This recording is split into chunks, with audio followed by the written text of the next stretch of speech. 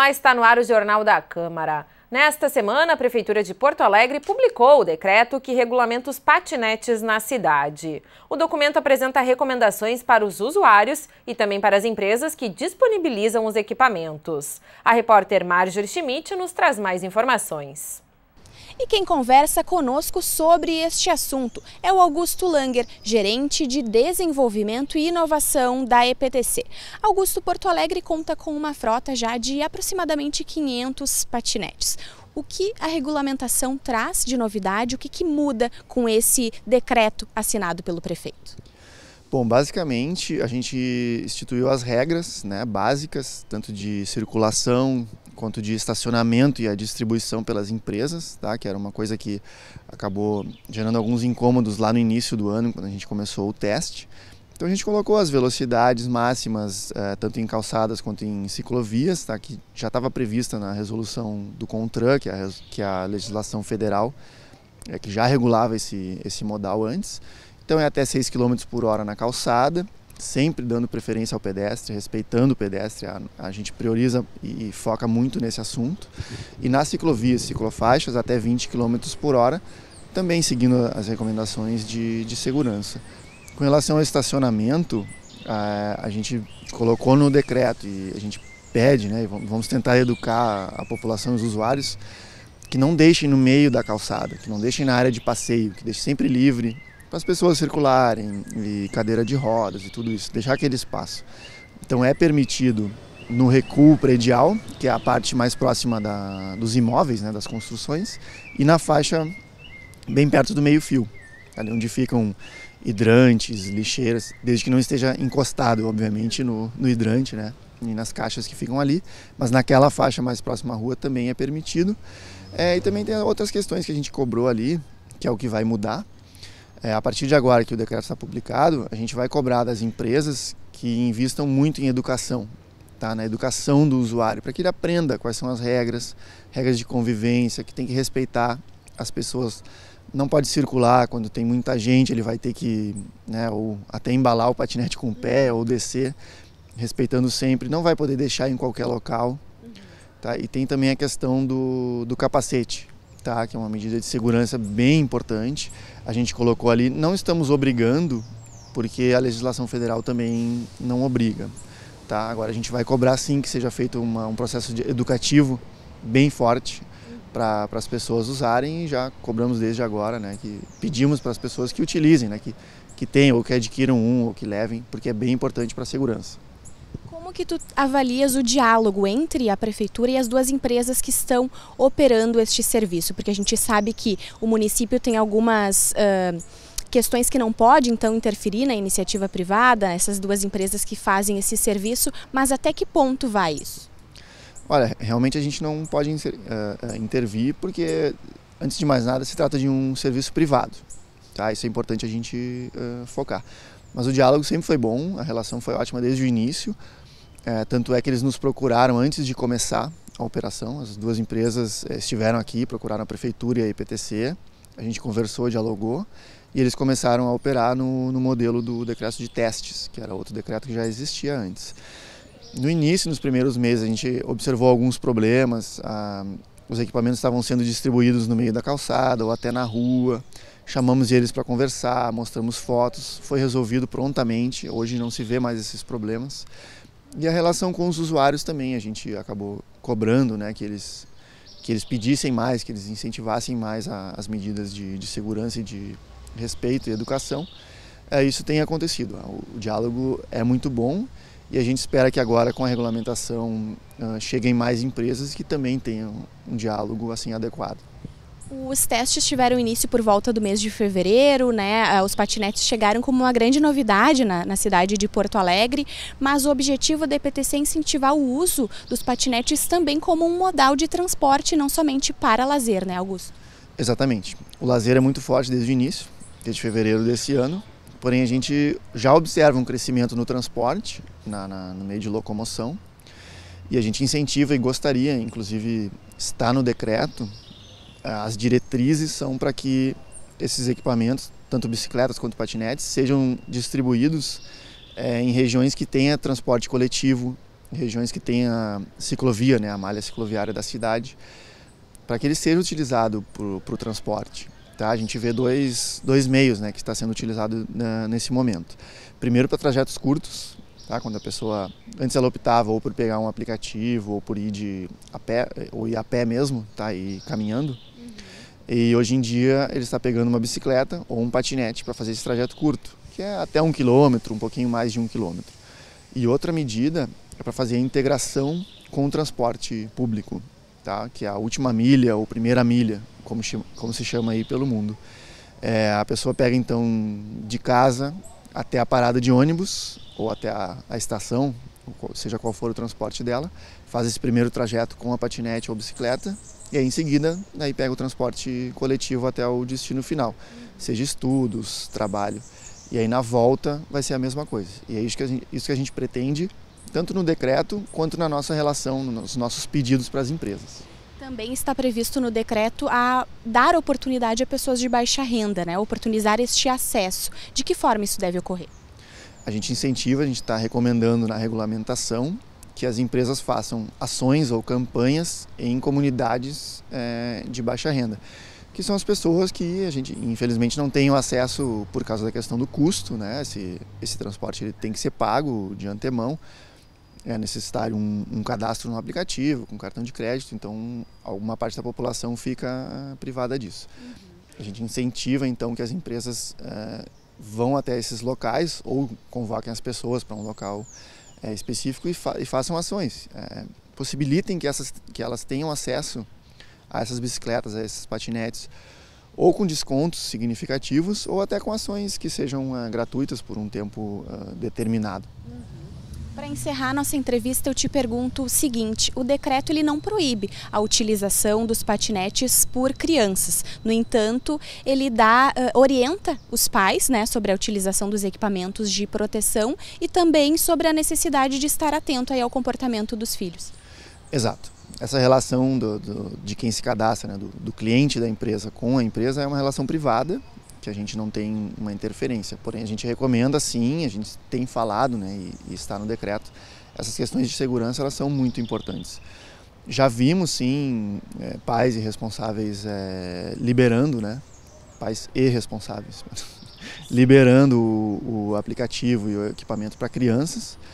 Não é o ideal, a gente sempre aborda, tenta conversar, tá, porque tem o perigo, tá, principalmente uma criança pequena, digamos de 10 anos, utilizando sem o capacete, ela está próxima do solo, o equipamento, se acelerado até o fim, ele vai até 20 km por hora, que é uma velocidade significativa, um acidente pode ser prejudicial, pode ser bem perigoso.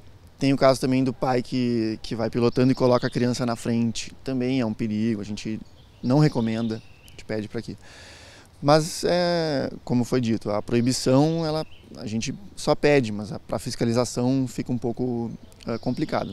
Nós estamos apostando desde o início na conscientização das pessoas, na educação, e pedimos para que tomem os cuidados necessários e que usem mesmo para lazer, para se divertir e principalmente para se locomover aí nas curtas distâncias, evitando o congestionamento aí dos carros, né? A Secretaria Municipal da Saúde apresentou nesta semana o relatório de gestão do segundo quadrimestre de 2019. O titular da pasta divulgou as ações e o planejamento dos serviços da Rede Municipal de Saúde. Conforme o secretário Pablo Stirmer, de maio a agosto deste ano, houve ampliação de atendimento nos postos de saúde que funcionam até às 10 horas da noite e qualificação dos serviços prestados no Hospital de Pronto-Socorro. Stirmer afirmou que 9 obras foram concluídas. Uma delas foi a ampliação da emergência em saúde mental no pronto atendimento Cruzeiro do Sul. Segundo o secretário, o local será destinado para crianças e adolescentes. De acordo com o secretário da Saúde, além da abertura de novos CAPs e residenciais terapêuticos, haverá nos próximos meses outras novidades no serviço de saúde mental aqui do município. Durante a audiência pública, Pablo Stirmer ainda destacou a redução nos casos de sífilis congênita, tuberculose, sarampo e dengue em Porto Alegre. No entanto, os vereadores da Cosman alegaram que a falta de médicos na cidade é um problema que deve ser resolvido imediatamente. Para o vereador José Freitas, as reformas nas unidades de saúde são importantes, porém, a secretaria precisa contratar mais médicos para o município. Esse déficit está bastante grande. Isso, na verdade, é em toda Porto Alegre. Os médicos não querem trabalhar, na verdade, no município. Então isso é uma questão de contrato que é moroso também, uma morosidade muito grande nos contratos, e também os concursos dão esvaziado. Isso é um grande problema. O secretário Pablo Stirmer reconhece a falta de profissionais e diz que haverá chamamento de mais médicos por meio de concurso. Os concursos eles têm acontecido há bastante tempo, nós temos chamados todos os aprovados do concurso para médico de família, por exemplo, mas a rotatividade tem sido alta, muitas vezes ligadas a questões das condições das estruturas, que a gente precisa qualificar, e as parcerias permitem que a gente faça essa qualificação com muito mais agilidade e a comunidade não sinta a falta de profissionais que hoje ela sente. O titular da saúde ainda afirmou que, embora 40% dos postos de saúde do município estejam em péssimas condições, não haverá fechamentos de unidades na capital. Para o vereador Hamilton Sosmaier, é preciso reconhecer os avanços na área da saúde em Porto Alegre. O projeto não para, né? Existe avanço, existe projetos que estão sendo feitos, estão fazendo, e para nós é importante porque nós temos visitado alguns postos. E temos visto assim, o avanço, reformas, alguns da própria Secretaria Municipal de Saúde, outros de parcerias públicas e privadas e outros até de terceirização, mas que estão acontecendo. E a Federação Gaúcha de Judô foi homenageada durante a sessão plenária de segunda-feira. Em 2019, a instituição completa 50 anos de atuação no estado. Atletas e representantes da federação acompanharam o período de comunicações temáticas das galerias do plenário Otávio Rocha. Proponente da homenagem, o vereador José Freitas destacou o trabalho desenvolvido desde 1969.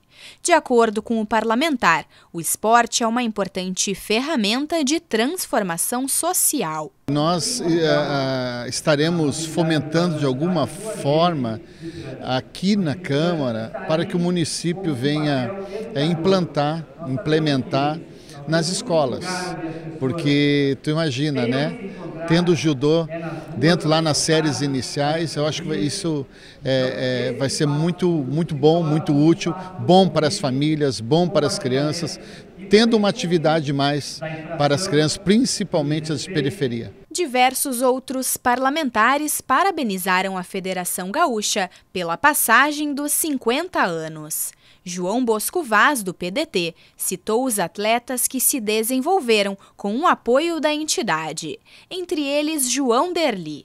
Ex-vereador da capital e atual secretário estadual de esportes, Derli também acompanhou a homenagem. Tem uma oportunidade única, através da prática esportiva, de buscar ressocialização, de buscar uma melhora de vida, de buscar conhecer o coletivo, lidar com as individualidades, com a disciplina, com o treinamento, enfim, valores nobres que são arraigados dentro da sociedade e que muitas vezes carece, e o esporte é a ferramenta fundamental para isso. Vice-presidente da Federação Gaúcha de Judô, José Alexandre de Brito, destacou a representatividade da instituição em âmbito nacional.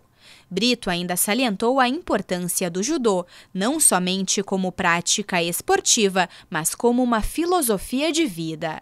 E nesses 50 anos muitas coisas ocorreram e cada vez mais as administrações foram se consolidando e fez com que o judô fosse reconhecido dentro do país através do trabalho de todos aqueles que passaram pelo exercício de um mandato. Então, para nós é muito bom que nós tenhamos esse reconhecimento da Casa do Povo, porque isso também, em parte, é um reconhecimento do próprio povo.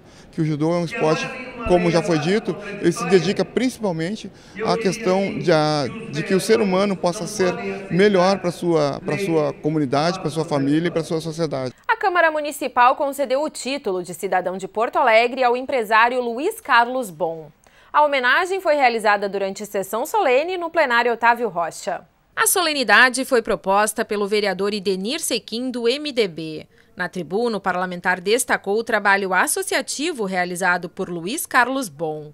Ao falar da trajetória, o homenageado lembrou da época em que começou a trabalhar aos 13 anos. Após servir no Exército, Bon destacou a dedicação para o empreendedorismo.